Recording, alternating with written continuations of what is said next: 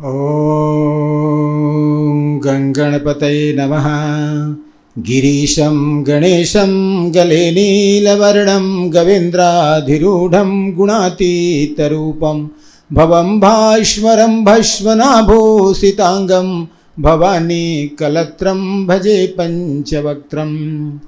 सृष्टौ या सर्गरूपा जगद्वनविधौ पालनीया च रौद्री संहारे च अपि यस्य जगदीदम् अखिलं क्रीडं या पराख्या पश्यन्ति मध्यमातो तदनु भगवती वैखरी वर्णरूपा शाश्वद्वाचं प्रसन्ना विधिहरिगिरीशाराधिता अलङ्करोत्।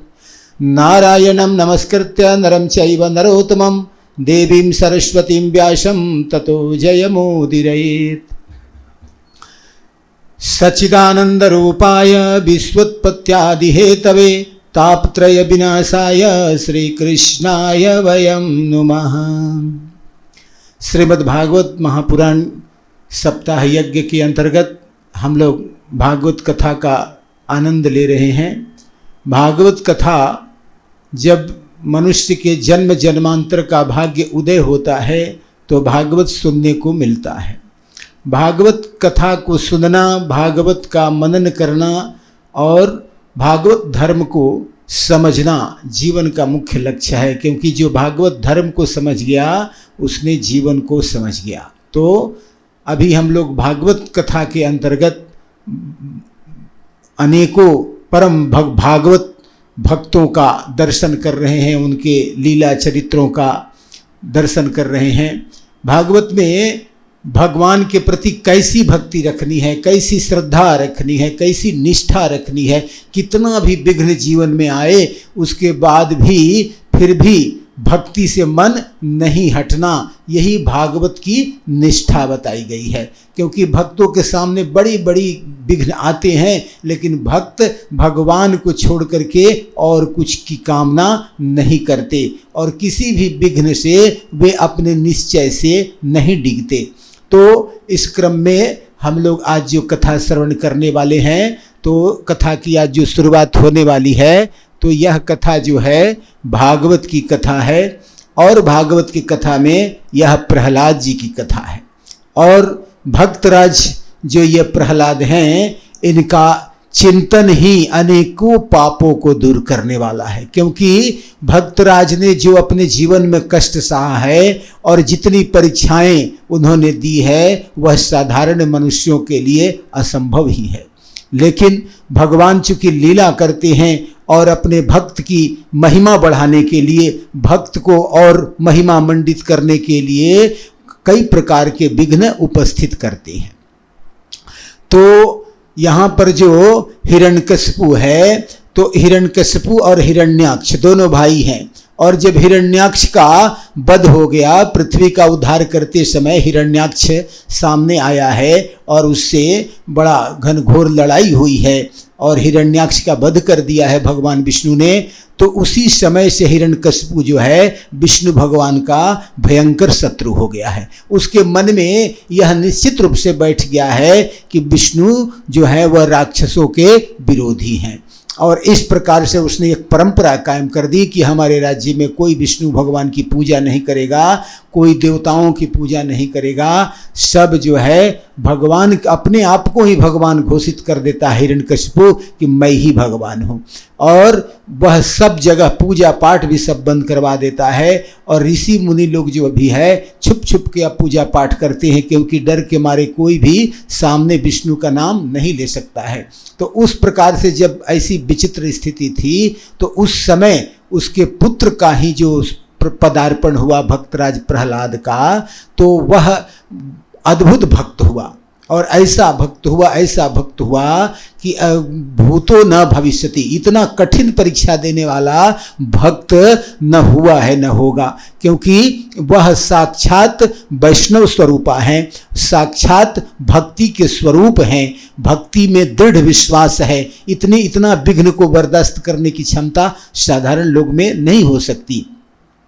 तो इसमें परीक्षित सुखदेव जी से पूछते हैं कि महाराज यह बताइए कि यह जो प्रहलाद जी हैं, तो यह प्रहलाद जी राक्षस कुल में हो करके कैसे इतना भक्त हो गए, इनको कैसे ऐसी भक्ति लग गई।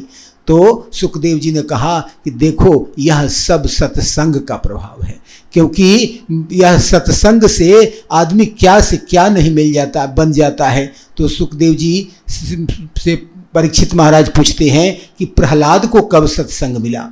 प्रहलाद तो राक्षस कुल में जन्म लिया है, तो फिर इसको सत्संग कैसे मिला? तो कहते हैं कि देखो, एक बार की बात है कि जब हिरण्यकशिपु ने सोचा कि ब्रह्मा जी को खुश करके तपस्या करके वरदान लेना होगा, तब जाकर के देवताओं पर जीत हासिल करनी होगी, और ऐसा सोच करके वह ब्रह्मा जी से वरदान प्राप्त करने के लिए तपस्या करने चला गया हिरण्यकशिपु। और उसी समय इंद्र ने उसके राज्य पर आक्रमण कर दिया, और आक्रमण करके और सारे राक्षसों को मार भगाया, और उसकी जो पत्नी थी हिरण्यकशिपु की, उसकी पत्नी को बंदी बना लिया, और बंदी बनाकर ले जाने लगा। तो नारद जी आए, कहा महाराज आप तो देवता हैं, आप असुरों का काम क्यों करते हैं? ये तो आसुरी वृत्ति है, किसी के स्त्री को बंदी बनाना, ले जाना, ये तो अब राक्षसी धर्म है, आपने कब से यह अपना लिया? तो इंद्र भगवान कहते हैं कि देखिए, मुझे इस स्त्री से कुछ भी लेना देना नहीं है, मैं इसको इसलिए ले जा रहा हूँ कि इसके गर्भ में हिरण्यकशिपु का बड़ा ही तेजस्वी गर्भ पल रहा है, जो कि बाद में जा कर के मेरा शत्रु ही होगा, क्योंकि कहा गया है कि शत्रु का पुत्र तो शत्रु ही होगा। इसलिए इसका मैं वध कर दूंगा, जैसे ही यह जन्म लेगा मैं इसको मार दूंगा और फिर कयाधु को मैं छोड़ दूंगा, मुझे कयाधु से कुछ भी लेना देना नहीं है। नारद जी ने कहा कि तुम कैसे जानते हो कि इससे जो उत्पन्न होने वाला बालक होगा वह तुम्हारा विरोधी ही होगा?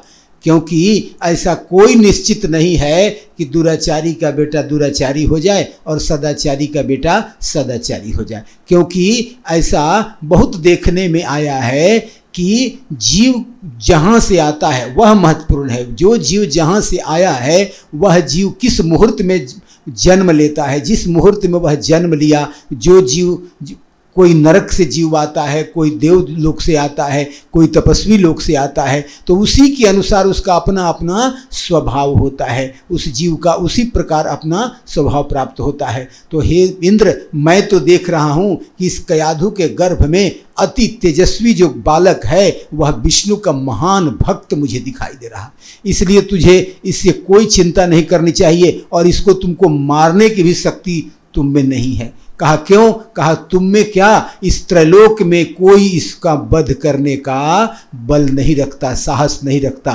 क्योंकि यह जो है भक्त राज का जन्म होने जा रहा है, इसलिए इसका तुम कुछ भी बिगाड़ नहीं सकते हो। जब ऐसा सुना इंद्र ने कि इसके गर्भ में भक्त राज उत्पन्न होने वाले हैं, तो इंद्र थोड़े भयभीत हो गए और कयाधु का उन्होंने परिक्रमा किया। इसलिए परिक्रमा किया कि इनके मुझे गर्भ में भक्त राज पल रहे हैं। भक्त से इंद्र भी डरते हैं, क्योंकि जो भक्त है भगवान के प्रिय होते हैं, और भक्त जो है अपने भगवान जो है अपने भक्तों का अतिशय ख्याल रखते हैं। भक्त पर कोई भी विघ्न आए, भक्त पर कोई भी संकट आ जाए, तो स्वयं भगवान उसके लिए तत्काल उसकी सुरक्षा देते हैं। तो इस प्रकार भयभीत होकर के इंद्र ने कयाधु की परिक्रमा करके कयाधु को छोड़कर चले गए। तब नारद जी ने कयाधु को अपने आश्रम में लाए, और आश्रम में ला करके कहा कि एक काम करो, तू कथा सुनो, कथा सुनेगी तो तेरा बेटा जो है बड़ा शक्तिशाली होगा। कहा शक्तिशाली होगा महाराज? कहा बिल्कुल शक्तिशाली होगा, लेकिन जो मैं कथा सुना रहा हूँ उस कथा को तुम ध्यान पूर्वक सुना करो, नियम से रहा करो, आश्रम में फल फूल खा करके रहो, क्योंकि यहाँ तुम्हें देव भोजन प्राप्त होगा। तो वहाँ पर नारद जी के यहाँ देव भोजन प्राप्त होता है, और नारद जी की कथा, और नारद जी जो कथा कहते हैं वह भागवत धर्म का निरूपण करते हैं। भागवत धर्म का इतना विधिवत भागवत सुनाया, इतना भागवत का मधुर मधुर गान किया, और जब भी नारद जी कथा कहते तो उनका नज़र कयाधु पर नहीं होता, वे तो सूक्ष्म रूप से प्रहलाद पर ही नज़र बनाए हुए थे कि इसके अंदर में पूरी की पूरी भक्ति का बीज रोप देना है, क्योंकि जो गर्भस्थ शिशु है वह जब भक्ति को प्राप्त कर लेगा तब जाकर के सब काम बन जाएगा। ऐसा सोच करके नारद जी रोज भागवत की कथा सुनाते हैं। तो जिन माताओं के गर्भ में यदि बच्चा हो और वे चाहते हैं कि वह बच्चा ऐश्वर्यशाली बने, कीर्तिमान बने, भक्त बने और दिग दिगांत तक उसकी कीर्ति संसार में फैले, तो उसे भागवत की कथा सुननी चाहिए। तो रोज भागवत की कथा कयाधु को सुनाते हैं नारद जी, और उसी माध्यम से गर्भ में ही प्रहलाद जी वो सब कथा श्रवण कर रहे हैं। गर्भस्थ शिशु का ज्ञान सब जगह रहता है, इसलिए वह सब कथा का पान गर्भ में ही प्रहलाद जी कर रहे हैं।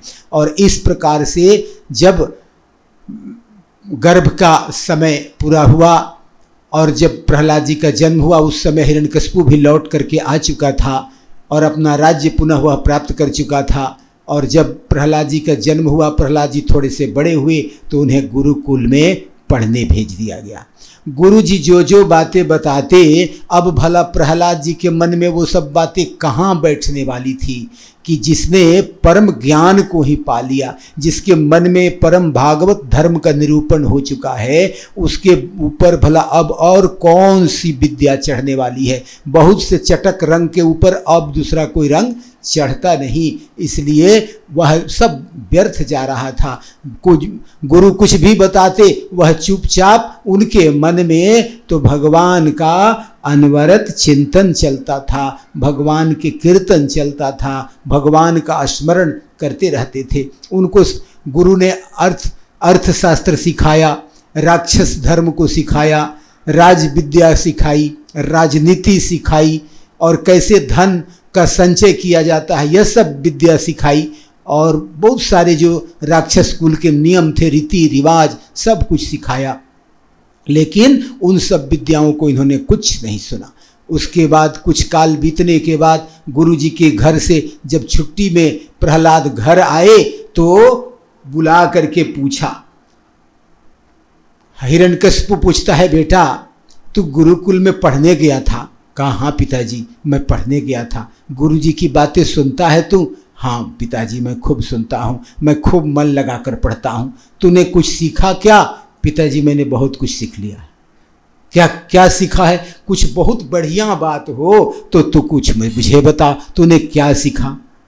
तो बड़ा सुंदर कहते हैं, श्रवणम कीर्तनम विष्णु स्मरणम पाद सेवनम बंदनम अर्चनम सख्यम आत्मनिवेदनम। कहा क्या बोल रहे हो, ये सब क्या बातें कह रहे हो?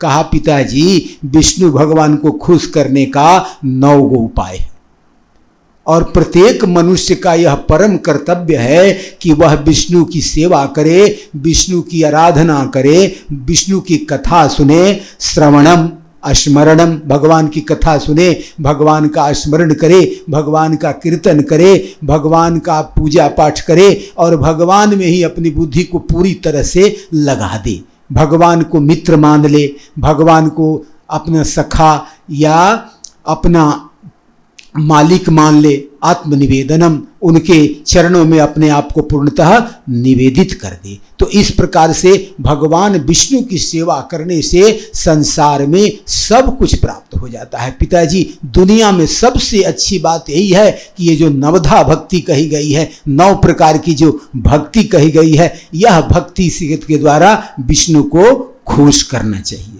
अब तो हिरण्यकशिपु का रोम रोम क्रोधित हो उठा। कहा, अरे तू यह क्या बोल रहा है? हम लोगों का जो सबसे बड़ा शत्रु है विष्णु, उसी शत्रु की तू पूजा की बात कहाँ से सिखाया? और उसमें भी तू इतना प्रेम से बता रहा है। अब जो राक्षस राज हिरण्यकशिपु है वह बहुत गुस्सा जाता है और गुरु जी पर बिगड़ गया। कहा, तुम लोगों नमक हराम हो, तुम लोग यही सिखाते हो मेरे बच्चे को बिगाड़ते हो, क्या सिखा दिया उल्टा पुल्टा मेरे बच्चे को? तो गुरु जी ने कहा, महाराज जो जो बातें ये कह रहा है ना, ये बात तो हम लोग को भी नहीं पता है, पहली बार सुन रहे हैं कि श्रवणम स्मरणम कीर्तनम ये सब क्या है? ये तो हम लोग को समझ से बाहर है महाराज। हम लोग इसको कहाँ से सिखाएंगे? ये हम लोग का विषय ही नहीं है, हम लोगों ने कभी सब पढ़ा नहीं, तो पढ़ाएंगे कहाँ से महाराज? ये हम लोगों ने नहीं सिखाया। हिरण्यकशिपु बिगड़ता है। कहा, तुम्हारे गुरु ने नहीं सिखाया तो यह बात तूने कहाँ से सीखा? प्रहलाद जी कहते हैं, पिताजी बहुत बातें सिखानी नहीं पड़ती, कुछ बातें ऐसी होती है कि आदमी जन्मजात जानता है। ये बात मैं तो माता के गर्भ से ही जानता हूं कि भगवान के विष्णु के सेवा के अलावा संसार में कोई काम व्यर्थ है, और संसार में जब मन लग जाए तो पाप होगा, और भगवान में मन लग जाए तो धर्म होगा। इसलिए किसी भी प्रकार से आपको ऐसा मन में करना है कि भगवान की भक्ति जाए, मन में आ जाए। हे पिताजी, आप प्रयत्न पूर्वक भगवान की कीर्तन कीजिए, भजन कीजिए, आपका बिल्कुल कल्याण हो जाएगा। यह मैं निश्चित बात कहता हूं, इसमें कोई संदेह नहीं है। आप इसको स्वीकार कीजिए, क्योंकि मैं आपसे बड़ा स्नेह रखता हूं, और जिससे आदमी स्नेह रखता है उसे बड़ी अच्छी बात बताता है, इसलिए मैं आपको ये बात कह रहा हूं। अब तो हिरण्यकशिपु कहा, रही ये तो जन्मजात शत्रु लग रहा है, ये कह रहा है कि मैं जन्म से ही जानता हूं। इसमें तो लगता है कि यह कहीं विष्णु ही तो नहीं है, यह विष्णु ही कई रूप में जन्म लेते रहता है, तो पता नहीं कभी शुक्र बनता है, कभी क्या बनता है, इसका कोई भरोसा नहीं। कहीं हमको लगता है कि ये विष्णु रूप में आ गया है, क्योंकि इतना बढ़िया से सब धर्म बता रहा है, तो ये तो बड़ा गड़बड़ है, तो जरूर इसमें विष्णु का छल है। ऐसे जो ये तो सर्प पैदा हो गया, यह तो अपने ही कुल का नाश करने वाला है, ये तो अपने कुल का नाश करने वाला, इसलिए इसका वध कर दो, इसको मार डालो, देर मत करो, क्योंकि ऐसे शत्रु के जितना दिन जिंदा रहेगा और काम बिगाड़ेगा। गुरुजी ने कहा, महाराज एक बार और मौका दे दो, इसको ले जाते हैं, बच्चा है समझ जाएगा। गुरुजी को थोड़ी सी दया आई, कहा अबोध बच्चा है, इसको ले जाते हैं, सिखाते हैं, पढ़ाते हैं, फिर लाते हैं। गुरुजी ले गए, जाकर प्रेम से सिखाने लगे, बेटा ये सब जो है, जो गलत बातें तू सीख गए हो, इसको मन से निकाल दो, और जो मैं बात बताता हूँ उसको सुनो, क्योंकि यदि तू ये सब बात बोलेगा तो तेरा पिता तुझे जिंदा नहीं छोड़ेगा। और कुछ नहीं बोला प्रहलाद जी ने, गुरुजी ने जो कहा वो सब भी सुन लिया। एक दिन गुरुजी कहीं चले गए, तो प्रहलाद को कहा कि तुम क्लास का मॉनिटर हो गया, अब बच्चों को कुछ सिखाना, जो जो हम सिखा गए थे कुछ कुछ बच्चों को सिखाना। प्रहलाद जी ने कहा अच्छी बात है, मैंने जो अच्छी बातें जीवन में सीखी है इन बच्चों को जरूर सिखा दूंगा। गुरुजी चले गए और अब प्रहलाद जी का क्लास शुरू हो गया। प्रहलाद जी ने बच्चों को कहा कि सुनो, आज मैं तुझे भागवत धर्म बताता हूँ।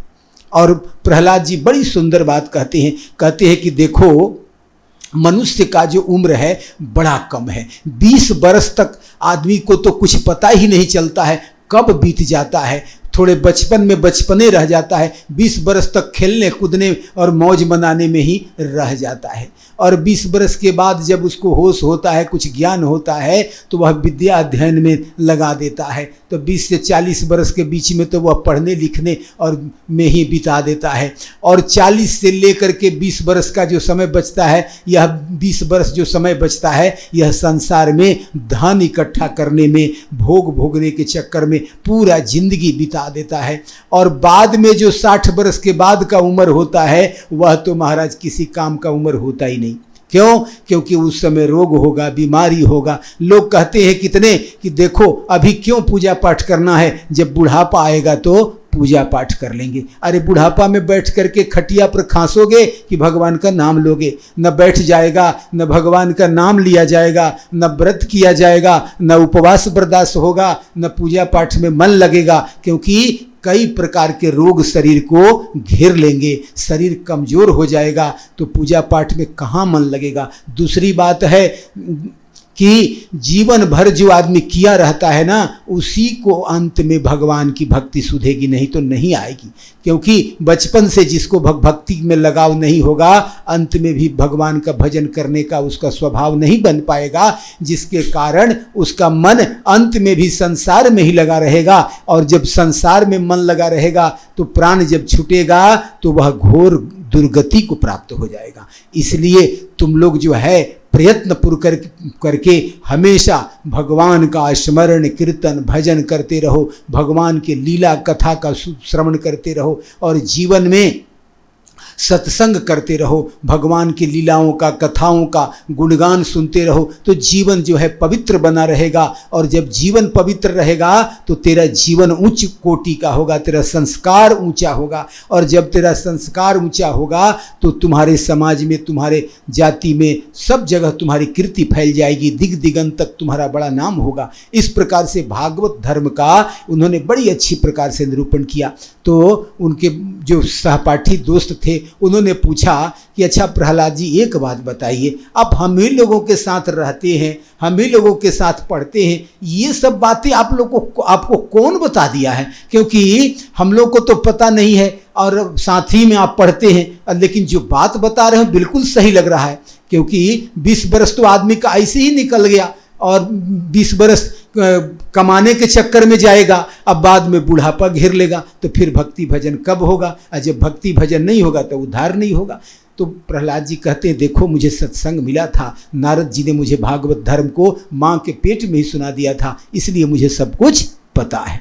तो इस प्रकार से बच्चों को जब उपदेश देने लगे, तो जब गुरुजी लौट के आए, बोले क्या सीखा बच्चों ने, आपके मॉनिटर ने आपके क्या सिखाया? तो सब ने गाना शुरू कर दिया, श्री कृष्ण गोविंद हरे मुरारी, हे नाथ नारायण वासुदेवा, हे नाथ नारायण वासुदेवा, हे नाथ नारायण वासुदेवा, श्री कृष्ण गोविंद हरे मुरारी, हे नाथ नारायण वासु। इस प्रकार भगवान की, और बताया कि प्रहलाद जी बड़ी सुंदर सुंदर बताते हैं कि जिंदगी का सदुपयोग करो और विष्णु का आराधना करो। अब तो गुरु जी को कहा कि अब तो गई मेरी नौकरी, अब तो एक को बिगड़ा था, अभी सारे लोगों को बिगाड़ रहा है। अब उसको पकड़ के ले गए, कहा महाराज आप अपने बेटे को संभालो, यह तो बिगड़ा था ही, ये पूरे क्लास को बिगाड़ रहा है, ये सबको उल्टा पुल्टा सिखा रहा है, अब मैं इसको अपने क्लास में नहीं रख सकता, क्योंकि एक तो ही बिगड़ा था, सबको बिगाड़ दिया। अब मेरे क्लास में कंस की जय नहीं होती है, विष्णु की जय होती है। अब इसको बड़ा गड़बड़ हो गया, अब ये बड़ा सब गड़बड़ कर रहा है। बड़ा हिरण्यकशिपु को गुस्सा आया, कहा अरे मूर्ख तू नहीं मानेगा? कहा मानना नहीं मानना कौन किसको मनाता है महाराज, आप तो जानते हैं कि सब विष्णु भगवान की कृपा से होता है। कहा हम जानते हैं कि मेरे कृपा से होता है, विष्णु के कृपा से नहीं होता है, ये समझो। और यही मैं समझाना चाहता हूं, मैं तुम्हारा पिता हूं, जो कहता हूं वो बात सुनो। कहा महाराज पिता तो वही होता है जो कल्याण की बात करे, और आप कल्याण की बात नहीं करते हो, आप तो पतन वाली बात करते हो। तो जो कल्याण की बात करे वो पिता है महाराज। आप भागवत धर्म की बात करो तो आप मेरे पिता हो, नहीं तो आप तो बड़ा घोर संसार की बात करते हैं। तब बड़ा गुस्सा आया उनको, कहा कि अब इसको मार डालो। अब यह पूरी तरह से समझ में आ गया कि ये लगता है कि मेरा शत्रु है, इसलिए अब इसको मारना ही है। तो सारे राक्षसों को कहा कि इसको मारो। सारे राक्षस मारने के लिए उद्यत हुए, त्रिशूल चलाने लगे प्रहलाद जी पर। प्रहलाद जी चुपचाप बैठ गए और मन में भगवान का चिंतन चलने लगा, भगवान का कीर्तन चलने लगा। और उनको बर्छी से मार मार के लोग घायल करते रहे, उनके शरीर से खून गिरता रहा, लेकिन प्रहलाद जी को जरा सा भी उन घावों का एहसास नहीं। वो तो समाधि में चले जाते हैं, भगवान का कीर्तन उनके मन में चलने लगता है। जितना मारने के बाद भी जब नहीं मरे तो उनको हाथी से कुचलवाया, पर्वत से फेंका, बहुत सारा उपाय किया, किसी भी प्रकार मरे। बहुत जब उपाय करते करते बहुत जब थक गए, उससे भी कोई उपाय नहीं निकला, तो अंत में उनकी बहन आई होलिका और उसने कहा कि मैं इसको मार दूंगी। कहा कैसे मारोगी? कहा मेरे पास एक चादर है और उस चादर को ओढ़ लेने पर उसमें अग्नि देवता का प्रभाव नहीं पड़ता, आग का प्रभाव नहीं पड़ता। मैं उस चादर को ओढ़ करके बैठ जाऊंगी और उसमें इसको गोदी में बाहर से रख लूंगी और चारों तरफ से आप लोग आग लगा देना, चादर के प्रभाव से मैं बच जाऊंगी और यह बालक जल करके मर जाएगा। और मैं इतना इसको कस के पकड़ूंगी कि भाग भी नहीं पाएगा, इसलिए कोई चिंता नहीं है। और ऐसा करके होलिका वह जो थी बांध करके बच्चे को गोद में बैठा लिया। परम भागवत प्रहलाद जी कहीं भागने वाला कहाँ थे, चुपचाप गोदी में बैठ करके आसन मार दिया और भगवान का ध्यान लगा दिया। तुम आग जलाओ, चाहे बर्छी मारो और चाहे पहाड़ से कूदा दो, कोई अंतर नहीं आता। वो तो भगवान की भक्ति में, भगवान के स्वरूप में, भगवान के चतुर्भुज रूप का ध्यान करते हुए प्रहलाद जी हमेशा मस्त रहते हैं। होलिका ने चारों तरफ से जो आग का प्रभाव नहीं देने वाली फायर प्रूफ कही आज के ज़माने में, उस फायर प्रूफ चादर को ओढ़ लिया और उसमें प्रहलाद जी को बैठा दिया और बैठा करके चारों तरफ से बहुत सारी आग इकट्ठा की गई, लकड़ियां जुटा दी गई और उसको आग लगा दिया गया। और आग लगा देने के बाद इतना तेज से पवन देवता उग्र हुए, क्योंकि पवन देवता को भी अपराध सहन नहीं होता, और उन्होंने खूब तेज से बहना प्रारंभ किया। इतना तेज से हवा उठा कि जो चादर होलिका ओढ़ी हुई थी वह चादर पूरी तरह से प्रहलाद जी को जाकर के लिपट गई और होलिका उस आग में जल गई। तो इस प्रकार से यही कारण है कि होलिका दहन होता है। होली में, होली जो मनाया जाता है उसमें पहले होलिका दहन होता है। इसका मतलब है कि पहले बुराई का अंत होता है और भक्त की जीत होती है, अधर्म का नाश होता है और धर्म की जीत होती है। तो इस प्रकार से यहाँ जो है प्रहलाद जी बच गए। तो जब प्रहलाद जी वहां भी बच गए, अब हिरण्यकशिपु सोचा अब मैं क्या करूं, सब उपाय करके तो थक गया, यह मरता नहीं। अंत में कहा अब मुझे इसे मारना होगा, अब मुझे ही मारना होगा। अब पूरा क्रोध करके कहा अरे मूर्ख, यह बता कि तुझे आज मैं तुझे मार दूं तो तुझे बचाने वाला कौन आएगा। हिरण्यकशिपु पूछता है तो कहते हैं महाराज आप इतने दिनों से तो देख रहे हैं कि मुझे कौन बचा रहा है, फिर भी आप पूछते हैं कि कौन बचाएगा।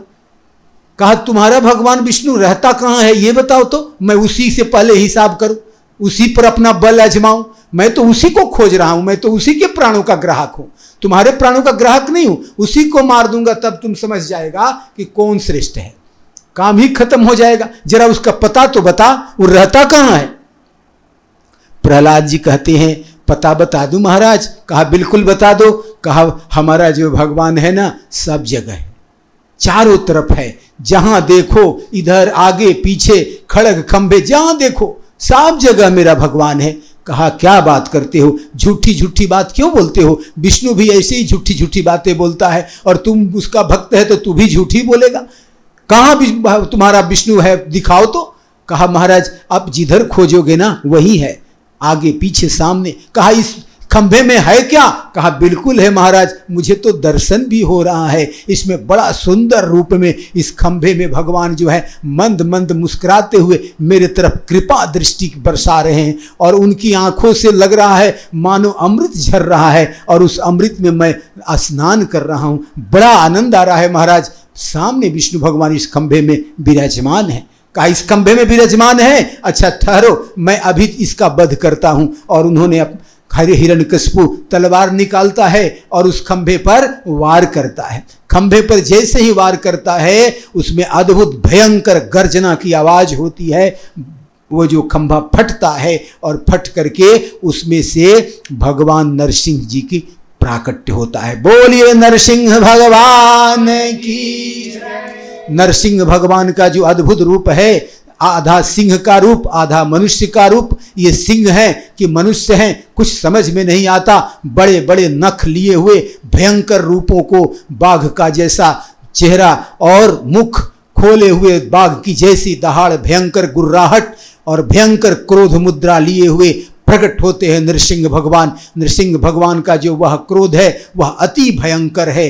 चारों तरफ दिगांत कांपने लगे उनके क्रोध से और उनके रूप को देख करके हिरण्यकशिपु भी भय से भयभीत हो गया। लेकिन भगवान चाहे कितना भी उग्र रूप बनाए, भक्त तो भगवान के जिस रूप को भी देखता है उसको तो अमृत का ही बोध होता है। प्रहलाद जी टकटकी लगाए हुए भगवान के मुख को देख करके अमृत का पान कर रहे हैं, उनको कोई भय नहीं होता। वे तो भगवान को सम्मुख देख रहे हैं, आनंद ले रहे हैं और हिरण्यकशिपु उनसे बार बार लड़ने के लिए आतुर हो रहा है। दोनों तरफ से लड़ाइयाँ होने लगी और सारे देवता आकाश में आकर के खड़े हो गए और यह अद्भुत दृश्य देखने लगे और बड़े भयंकर गर्जना करते हुए नरसिंह भगवान के सामने कोई विघ्न टिक ही नहीं सकता।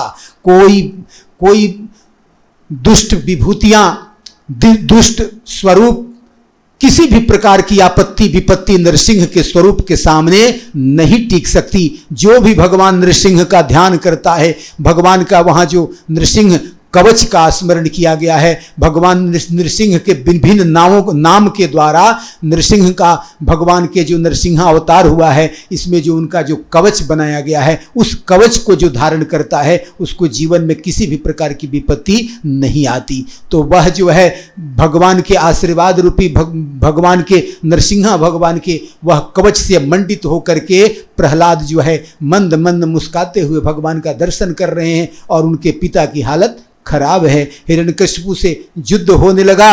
हिरण्यकशिपु को उन्होंने एक बार तो पकड़ करके छोड़ दिया, तो हिरण्यकशिपु को समझ में आया कि लगता है कि मेरे बल का अनुमान करके विष्णु ने मुझे छोड़ दिया है। जब दोबारा लड़ने गया तो भगवान ने सहज भाव से अपने हाथों से पकड़ा और पकड़ करके अपने जंघा पर रखा और जंघा पर रख करके अपने नाखूनों से उसके हृदय को विदीर्ण कर दिया, फाड़ दिया और फाड़ करके पूरे रक्त से स्नान कर लिया। अब और जो नृसिंह भगवान का रूप जो है बड़ा विभत्स हो गया और बड़े भयंकर रूप से गुर्राने लगे। भगवान ने अपने भक्त पर होने वाले अत्याचार का स्मरण किया, जिसके कारण उन्हें भयंकर गुस्सा हो गया, रोम रोम उनका गुस्सा में भर गया और वे भयंकर आवाज करने लगे। उस गुस्सा को देख करके सारे नक्षत्र देवी देवता सब डरने लगे। भगवान ने यह कौन सा रूप धारण कर लिया। भगवान को तो यह याद आता है कि मेरे भक्त ने कौन सा कष्ट उठाया था, कितना दुख उठाया था, इस पापी ने मेरे भक्त को कितना दुख दिया था। अब उस मरे हुए हिरण्यकशिपु के शव को उन्होंने चीर चीर करके चारों तरफ फेंक डाला है। इस प्रकार से उनका जो भयंकर क्रोध हुआ है, उस क्रोध के सामने अब कोई जाने का साहस नहीं कर रहा है। सारे लोग जो है भयभीत मुद्रा में उनको देख रहे हैं। इस प्रकार से जब लक्ष्मी जी को भेजा गया, माता आप जाइए, भगवान बहुत गुस्सा में हैं, इनका क्रोध आप ही शांत कर सकती हैं। लक्ष्मी माता गई, कहा नहीं नहीं, इस रूप का तो मैंने कभी दर्शन नहीं किया है, मेरा भी हिम्मत नहीं होता कि ऐसे विभत्स क्रोधित अवस्था में भगवान के सामने मेरी भी जाने की हिम्मत नहीं है। वह भी दूर से ही प्रणाम करके लौट गई, कही नहीं नहीं मैं इस रूप को देख भी नहीं सकती, लौट गई। इसके बाद इंद्र आए, वरुण आए, कुबेर आए, अग्नि आए, अग्नि साक्षात स्वरूप में भी आए, लेकिन उनका भी हिम्मत नहीं हुआ उस तेज के आगे, उस क्रोधमय रूप को देख करके उनकी भी जो हिम्मत है हार गई। तब सब देवताओं ने निर्णय किया कि अब प्रहलाद ही कुछ कर सकते हैं, क्योंकि भगवान जब भक्त के लिए ही क्रोधित हैं, जब भक्त ही गोद में जाएगा तब ही ये शांत होंगे। तो प्रहलाद से प्रार्थना किया, कहा भक्तराज अब आप ही भगवान के क्रोध को शांत करो, क्योंकि आप ही के कारण भगवान क्रोधित हुए हैं, आप ही को बचाने के लिए हुए हैं, अब आप ही कुछ उपाय करो। अब प्रहलाद जो हैं जाकर के भगवान के आगे कुछ बोल नहीं पाए, हाथ जोड़ा और साष्टांग करते हुए उनके चरणों में गिर पड़े। बार बार नरसिंह भगवान ने देखा भक्तराज चरणों में गिरे हैं और धीरे धीरे उनका गुस्सा कुछ कम होने लगा। भगवान अपनी जिह्वा से चाटने लगे प्रहलाद जी को और चाटते चाटते और उनको परम दिव्य अमृत का श्रावत करने लगे। जितना भी चोट, जितना भी दुख, जितना भी दर्द उन्होंने जीवन में कष्ट पाया है, आज सब कुछ उस अमृत सिंचन से, भगवान के स्पर्श से आज सारा दुख प्रहलाद जी का दूर हो गया। और उसके बाद धीरे धीरे गोद में बैठाया है और गोद में लेकर के धीरे धीरे देखने लगे। तब प्रहलाद जी से पूछा क्या चाहते हो।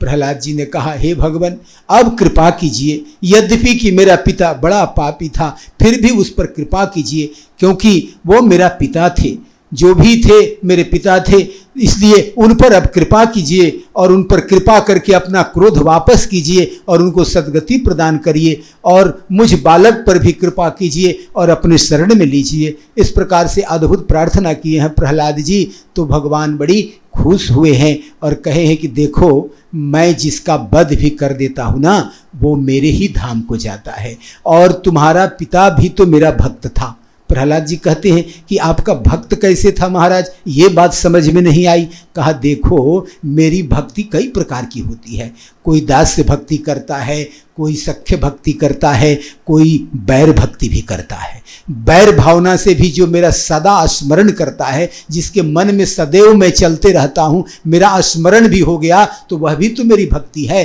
तो यह जो तुम्हारा पिता था निरंतर मेरा ही चिंतन करता था, यद्यपि कि शत्रु भाव से करता था, फिर भी मेरा चिंतन करने के कारण अंत समय में भी वह इसका मन में मेरा ही चिंतन चल रहा था और मैंने ही इसका वध भी किया है, इसलिए इसका निश्चित रूप से मोक्ष हो गया, इसकी चिंता मत करो। ऐसे कृपालु भगवान जो अपने शत्रु को भी मोक्ष प्रदान करते हैं। बोलिए नृसिंह भगवान की जय। तो इस प्रकार ये भक्तराज जो प्रहलाद की कथा है, भक्तराज जो प्रहलाद हैं भगवान के अद्भुत भक्त हैं। भागवत में जो है भक्त की ही जो कथा आती है, यहाँ गजेंद्र, इसके बाद जो गजेंद्र मोक्ष की कथा आती है, गजेंद्र मोक्ष की जो कथा आती है उसमें इंद्रधुम नाम के एक राजा हो गए। यह जो इंद्रधुम नाम के एक राजा हो गए तो उनको जब राजकाज से मन युवावस्था में ही उचट गया और उन्होंने सोचा कि अब मैं साधु हो जाऊं। यद्यपि कि उनमें अभी काफ़ी प्रताप था, अभी राज्य कर सकते थे, लेकिन उन्होंने कहा नहीं मैं अब साधु बन जाऊंगा। और वे साधु बन गए और सन्यासी बन करके जा करके जंगल में तपस्या करने लगे। उन्होंने दाढ़ी बढ़ा ली, बड़े बड़े जटा बढ़ा लिया और तपस्या करने लगे।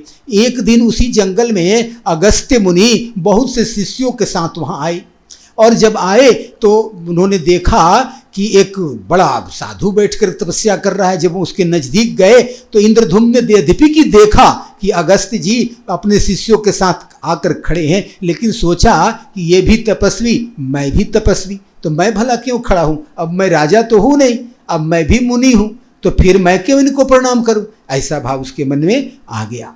अगस्त्य जी मन के भाव टाड़ गए, उनको बड़ा गुस्सा आया। कहा अरे मूर्ख, तुमको राजा बनाया गया, तुमको राजकाज करना चाहिए, तो ये दाढ़ी बाल बना करके जंगल में बैठ के तू तपस्या कर रहा है और तू साधु महात्मा का कद्र नहीं करना सीखा, तो फिर क्या तू तपस्या करेगा।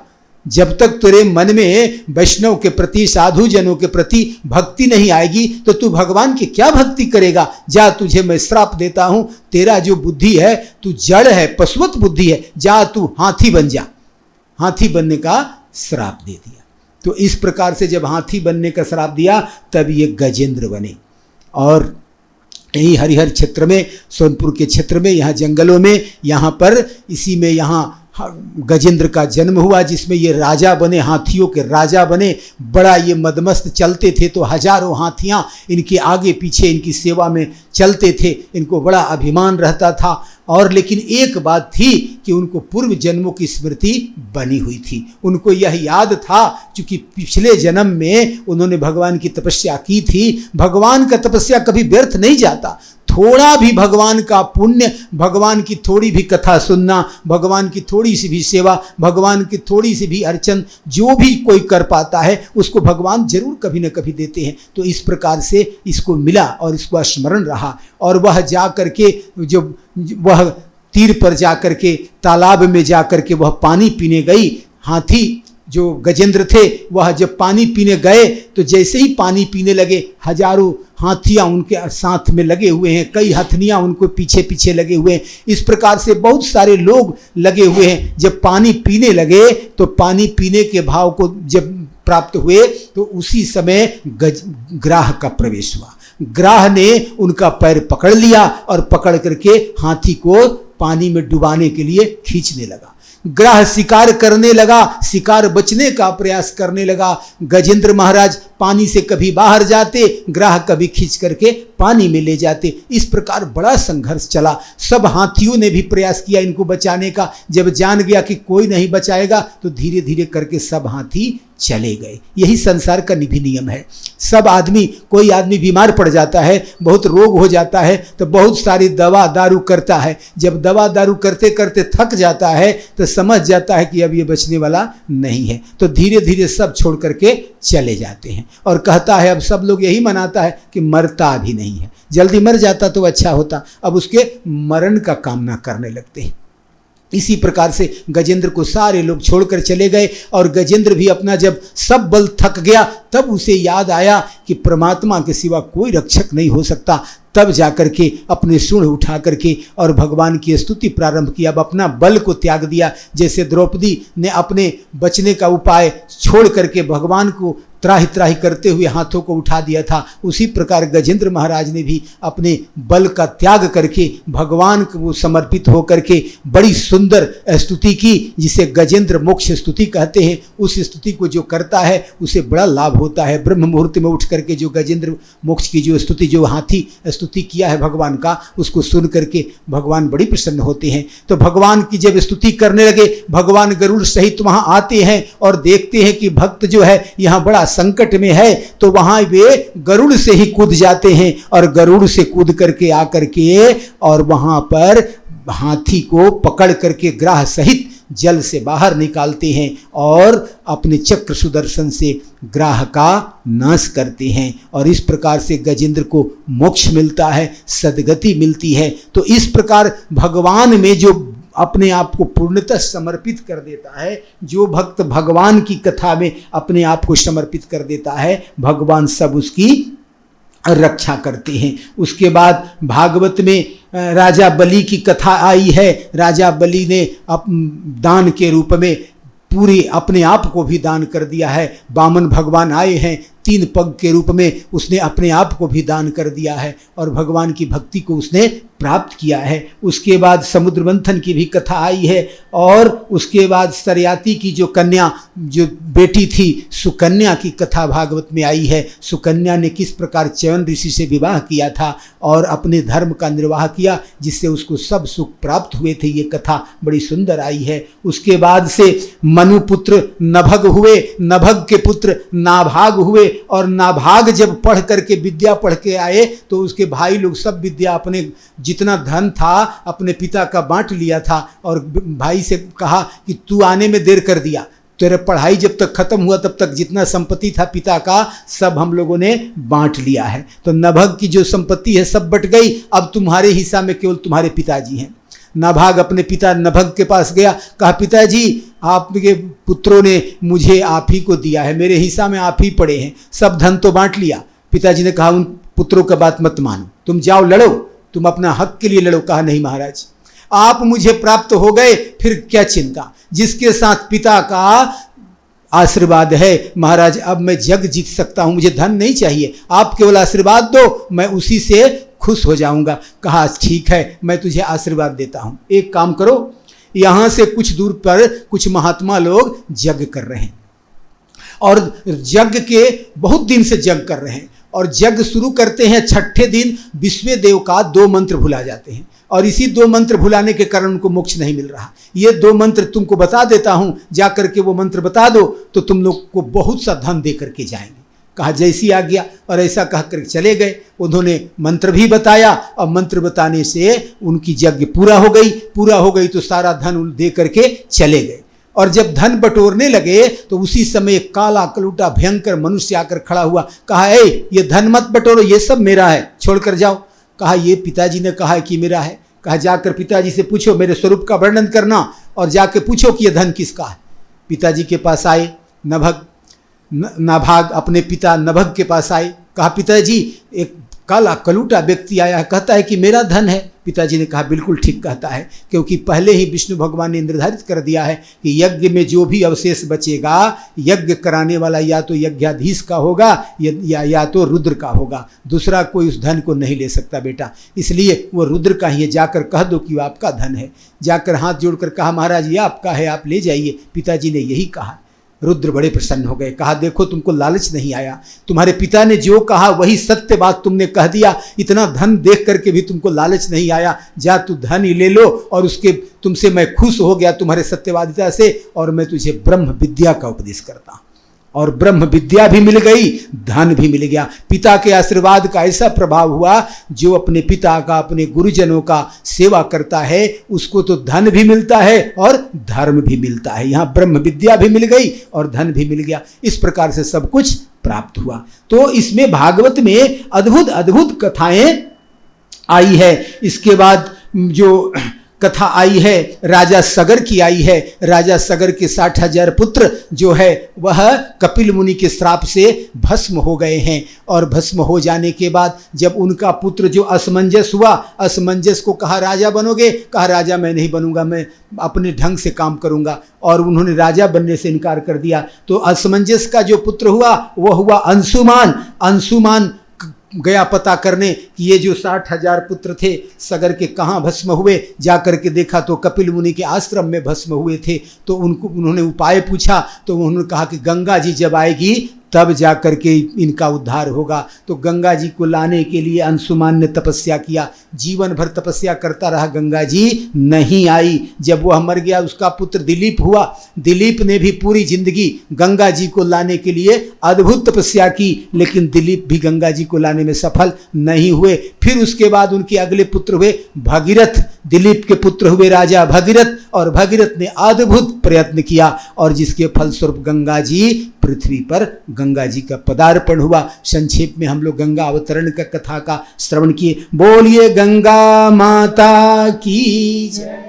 सूर्य वंश में जो ये जो परंपरा चली है उसमें राजा खटवांग हुए। खटवांग बड़े प्रतापी राजा हुए। उनके पुत्र जो हुए दीर्घबाहु हुए। दीर्घबाहु भी बड़े प्रतापी राजा हुए और दीर्घबाहु के बड़े सच्चे पुत्र का जन्म हुआ जिनका नाम रघु हुआ, जिसके कहा गया कि रघुकुल रीति सदा चली आई, प्राण जाय बर बचन न जाय।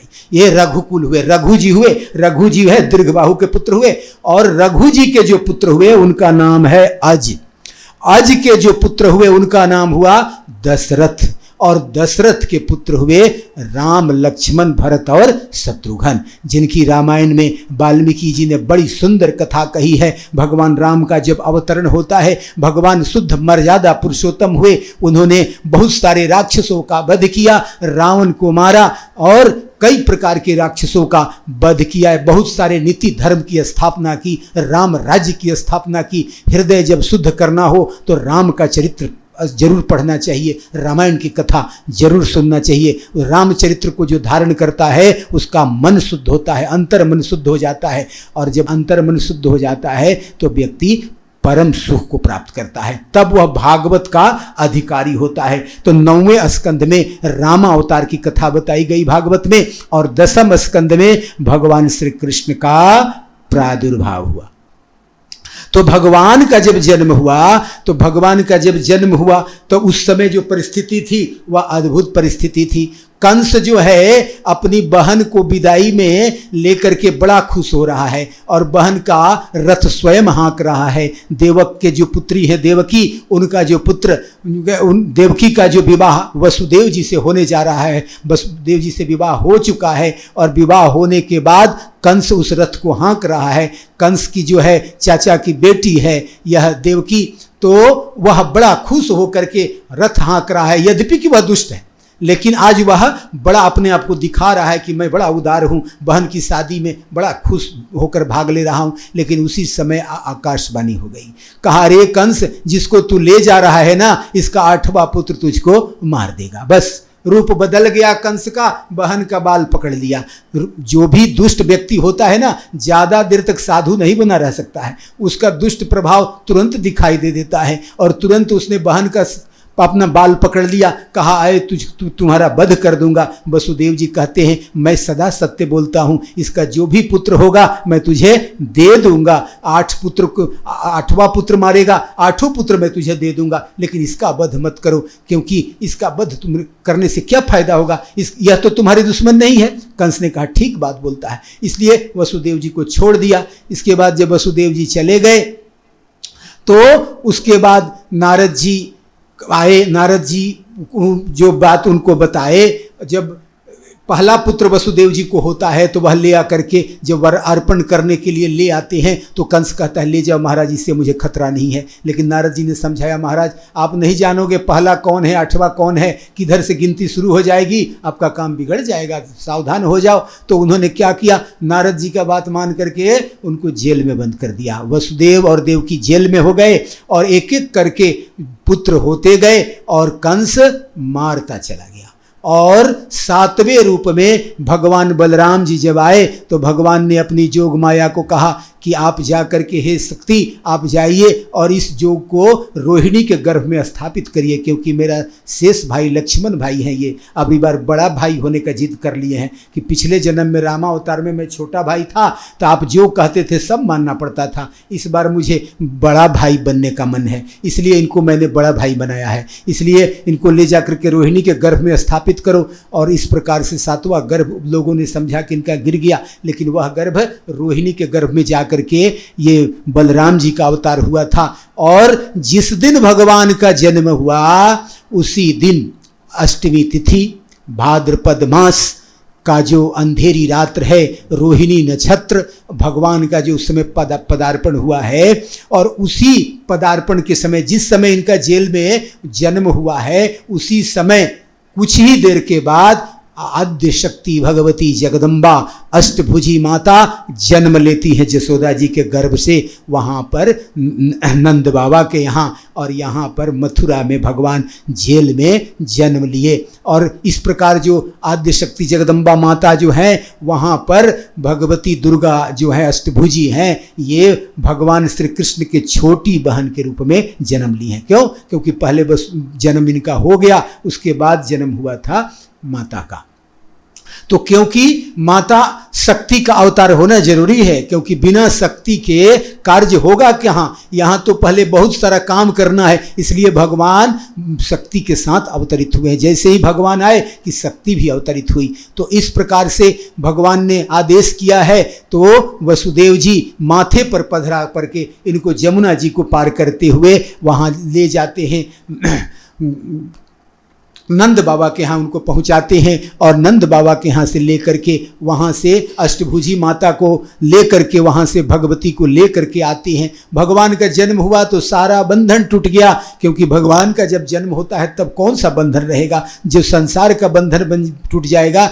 सारे प्रहरी सूत गए थे, सब जोग माया के अधीन हो चुके थे, क्योंकि अब जोग माया का आगमन हुआ था जेल में, जोग माया आ गई और भगवान जा करके नंद बाबा के यहाँ पहुंच गए, और इधर मथुरा में उत्सव मनने लगा, और इधर नंद बाबा के यहाँ उत्सव मनने लगा। अब मथुरा में तो यहाँ क्या हो रहा है, कंस आया, कंस देखता है कि ये तो बच्ची आ गई, बच्ची कैसे आ गई, ये तो बड़ा गड़बड़ हो गया, कहा फिर भी इसको मार देते हैं। बहन ने प्रार्थना की, भैया यह तो बच्ची है, यह तेरा क्या बिगाड़ेगी, एक बच्ची को तो छोड़ दो। कंस कहता अरे नहीं नहीं, इसका कोई भरोसा नहीं, कब ये बच्ची बच्चा बन जाए कोई भरोसा नहीं, इसका वध करना होगा। और पैर पकड़ करके जैसे ही पटकना चाहा वैसे ही माता अष्टभुजी के रूप में प्रकट हो गई आकाश में, और चारों तरफ देवता लोग जय जयकार करने लगी, जय हो माता जय हो माता। सारे ऋषि मुनि आकाश में स्थित हो गए, जय जयकार की ध्वनि हो गई, जगदम्बा अष्टभुजी के रूप में प्रकट हुई। और माता ने कहा अरे मूर्ख, तू किसको मारना चाहता है, तेरा मारने वाला तो कहीं और अवतार ले चुका है, और तू उसको नहीं मार सकता, तू मुझे क्या मारेगा। और तू अब किसी बालक का वध मत कर, क्योंकि और तेरा पाप बढ़ते जाएगा, तू क्यों अपने पाप को बढ़ाता है, तेरा तुझको मारने वाला अन्यत्र कहीं अवतार ले चुका है। अब वहाँ पर कंस को बड़ा पछतावा हुआ, प्रार्थना करने लगे अपनी बहन से, हे बहन मैंने बड़ा पाप किया है, तुम लोग देवता सरीखे हो, तुम लोग बड़ा पवित्र हो, तुम लोग बड़ा नियम धर्म से रहने वाला था, और तुम लोगों को मैंने जेल में रखा, मेरी बुद्धि मारी गई थी, लेकिन क्या कहूँ सब कर्म का भोग है, मैंने भी अपने कर्म का फल भोगा है और तुम लोग भी अपने कर्म का ही फल भोगे हो। अब वही कंस वेदांत की बात करने लगा, क्योंकि अब भगवान का अवतरण हुआ है, जगदम्बा का अवतरण हुआ है। जहाँ भगवान आ जाए, जहाँ जगदम्बा का अवतरण हो जाए, वहाँ सब कुछ आनंद हो जाता है। तो इस प्रकार से भगवान का जो अवतरण हुआ है, भगवान का जो जन्म हुआ है, अद्भुत लीला हुआ है। आज हम लोग भगवान का उत्सव मना रहे हैं, भगवान का जो छठियार का जो उत्सव चल रहा है, 7 दिनों से भागवत सप्ताह चल रहा है, आज भगवान का 6ठा दिन है। कल जो है छठियार का पूर्ण उत्सव मनेगा और भगवान के उत्सव का आनंद हम लोग लेंगे। और भगवान का चूँकि जन्म हुआ था तो हर घर में बधाइयाँ बजी थी, और जिस घर में भगवान जन्म की कथा होती है, भगवान के जन्म का छठियार मनाया जाता है, वहाँ नित्य उत्सव होता है, नित्य आनंद होता है। तो भगवान का जो उत्सव मनाना, भगवान का छठियार मनाना, प्रत्येक व्यक्ति का भागवत धर्म बताया गया है। तो भगवान की अद्भुत कृपा है, जगदम्बा अष्टभुजी माता की कृपा है, जो कंस को आदेश दे करके जा करके वह जो अष्टभुजी विंध्याचल में जा करके विद्यमान हुई थी, ये भगवती अष्टभुजी माता की हम लोग जयकार बोलेंगे। बोलिए अष्टभुजी माता की जय, श्री कृष्ण भगवान की जय। इस प्रकार से भगवान का अवतरण हुआ। भागवत में जो भगवान का अवतरण हो गया, भगवान के जो लीला का श्रवण करता है उसके सारे पाप दूर होते हैं। भगवान की कथा का जो आनंद लेता है वह उसके सारे दुख दूर होते हैं। भगवान का जो अवतरण हृदय में प्रवेश कराएं, भगवान को अपने हृदय में वास कराएं, उस चतुर्भुज रूप का जो बड़ा कल्याणकारी रूप है भगवान का, उस श्री कृष्ण भगवान हमारे हृदय में वास करें, भक्तों के हृदय में वास करें, जन जन के हृदय में वास करें, सबका कल्याण करें। जो भी यह कथा प्रेम पूर्वक श्रवण किया या श्रवण करेगा उसके हृदय में भगवान वास करें, जीवन के सारे दुखों को दूर करें और उसके जीवन में हमेशा आनंद उत्सव मनता रहे, उसके जीवन में खुशियाँ आती रहें, उसके घर में हमेशा छठियार उत्सव मनता रहे, भगवान की कृपा होती रहे, आनंद मनता रहे, उत्सव मनता रहे। इसी आशीर्वाद के साथ कथा को विराम देते हैं। सर्वे भवन्तु सुखिनः, सर्वे सन्तु निरामयः, सर्वे भद्राणि पश्यन्तु, मां कश्चित् दुःखभाग् भवेत्। ओम शांति शांति शांति।